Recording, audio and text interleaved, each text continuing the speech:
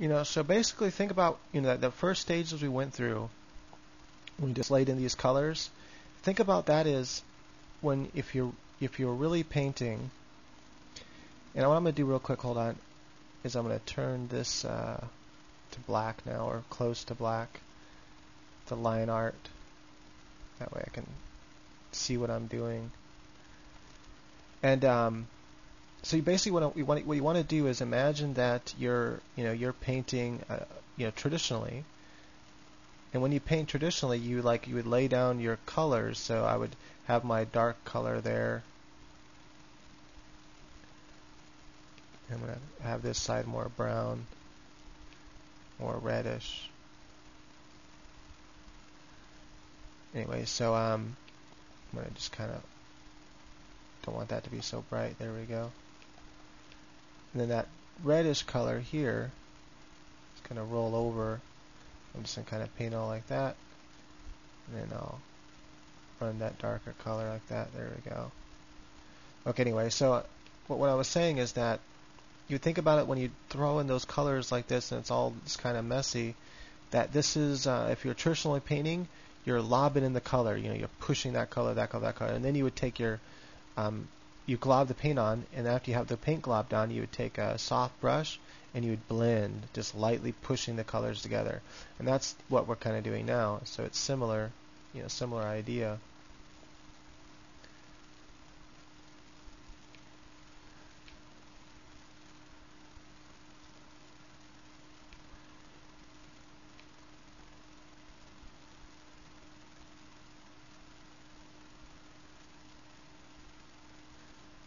So I'm just lightly pushing in one direction there. I need to pull this light down a little bit more on the arm to add it more three-dimensional shape. I need to pull this red color here again. Don't want to lose that. Notice how you can see the lines, and I can actually try to correct that. Let me see if I can probably turn this all the way down, but you're still going to be able to see some lines. See? So it really doesn't matter that you have that there. You're still going to get that kind of hard line look, and that's fine for now. I'll show you how to get rid of it in just a second. So now we have that arm pretty much good, and now I'm going to use a soft brush. And so I'll show you my soft brush settings. They're almost the same. I have Aerodynamics on, Airbrush on, Smoothing on, which is default. Then I'm going to turn my spacing down. That way it's nice and smooth. Again, turn as far to the left as your computer will allow you. If you notice your strokes are lagging, then just keep moving to the right until it stops doing that.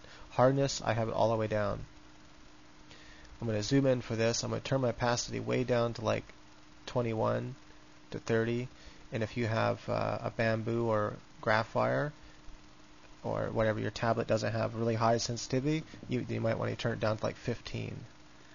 And what you do is you use the Alt key and you pick a color, like this color here, right where see where the hard, I don't know if you can see this on the thing. I'll try to zoom in so you can see it. You see where the lines are hard, where you see that line there.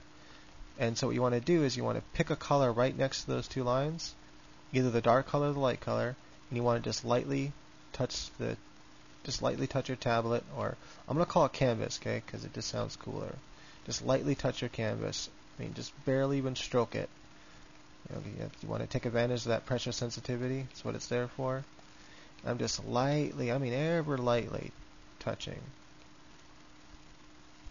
Just enough to, and sometimes I touch it so lightly I can't even see the difference at first. But then all of a sudden I do.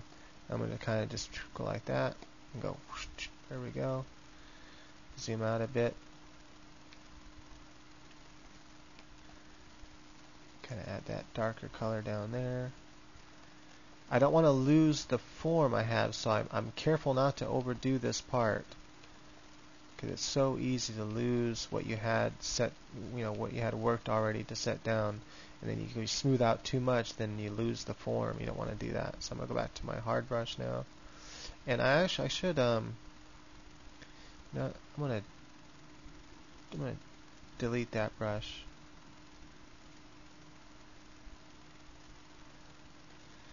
I'm going to make these settings how I like them, and then that way I don't have to keep doing it. So turn that down almost all the way, about like that. Make sure I have everything else set. Yep.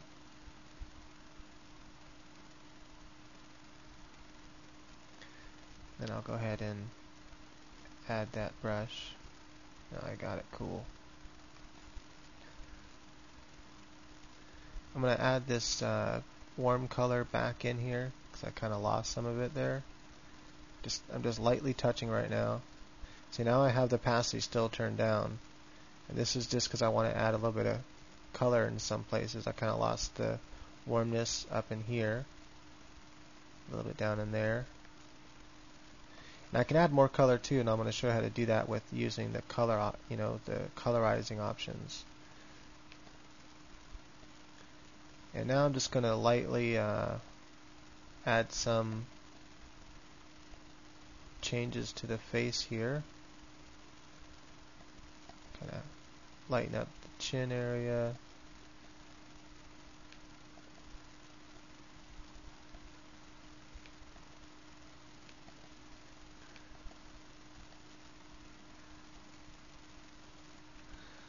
Okay.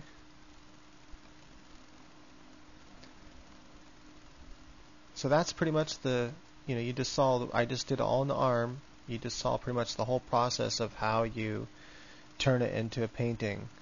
And, this here is obviously a lot, I put more work into the details, added some freckles and stuff, and we can do that. But I just wanted to show the main process, and so we just did that right now. And it's also, it doesn't look quite the same if you don't have the, oops, wrong brush. If you don't have the background all done up, then it doesn't make the arm pop out as much. So right now we don't have all the background done in. Oops. I'm going to kind of darken all this up, make that pop out.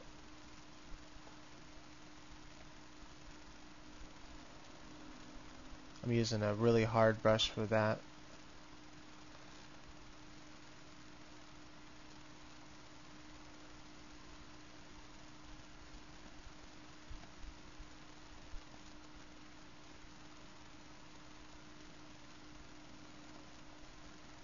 Just wanting to get some extra shading in here.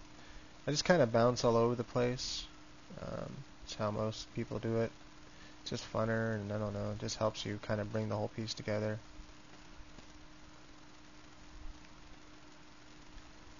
When I'm working with metal, I want to use these nice sharp brushes.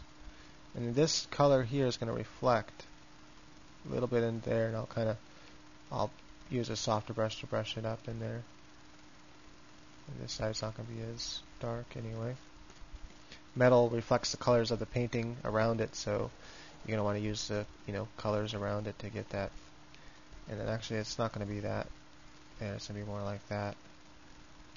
And then an extra line or whatever. I'll go ahead and get it when I get there. Okay, so now I'm going to go back to the arm. I'm going to work some detail into the arm. This is where you can, when you start doing some detail, then you can turn on shape dynamics. Now I'm going to turn my opacity down a little bit. I'm going to take this color here, this kind of dark color. And I know, just from painting enough times from real life studies and photos, that I'm going to get that kind of, and then some lights that's reflecting off here, up back on the arm. And also this is to separate it from the background. Just putting really light lines. I'm just barely touching the... Man, I'm already out of time again. Time goes by so fast. Like that, so that way it kind of brings that out there. Okay, so anyway, I'm out of time again. Thank you for watching. Please rate the video. Let me know what you think. Let me know what you'd like to see in the future. If you have any questions about what we've covered so far, I'm gonna be posting these before it's finished, and then that way I can hopefully answer your questions when I come back and do the follow-up videos to this series. And also click on the link in the description if you would. That supports me. You're probably getting sick of hearing that, but anyway, it's just helps me keep bringing you guys videos. So go ahead and type your questions if you have any.